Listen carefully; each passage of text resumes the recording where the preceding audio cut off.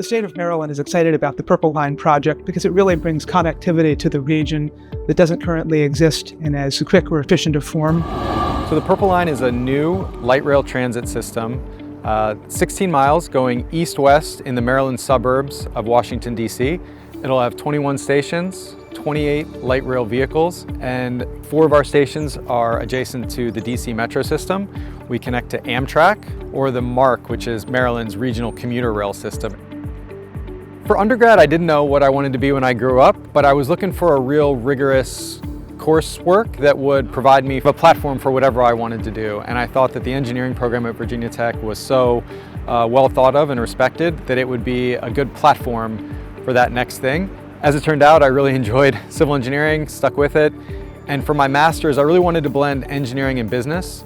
And I was able to do that with Dr. Garvin and our research on alternative project delivery, which brought me here.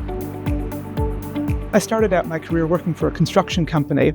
And as I spent several years there, I realized that the challenge that kept a lot of very valuable and necessary infrastructure projects from being built was not that we couldn't solve the technical challenges, but rather that there wasn't funding to be able to help these projects be realized.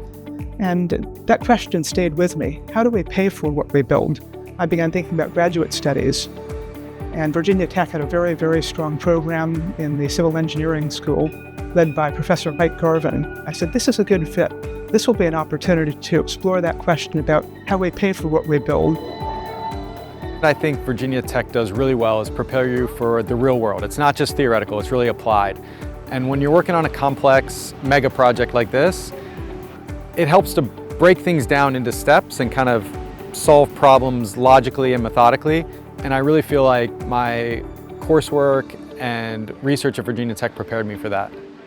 I think engineering, and especially civil engineering, are one of the best ways to realize the Virginia Tech motto of service. And when you think about civil engineering, service to civil society, what people need, what people use every day, and that's really a very satisfying field to see at the end of a project. Here's a facility, here's a service, here's a piece of infrastructure that's making people's lives better every day on a very broad societal scale for access to education, to jobs, to family, to healthcare. We really are, we're serving the community. So I really get a lot of fulfillment, and it's very rewarding to be delivering something that people are going to use for generations to come as part of their daily lives.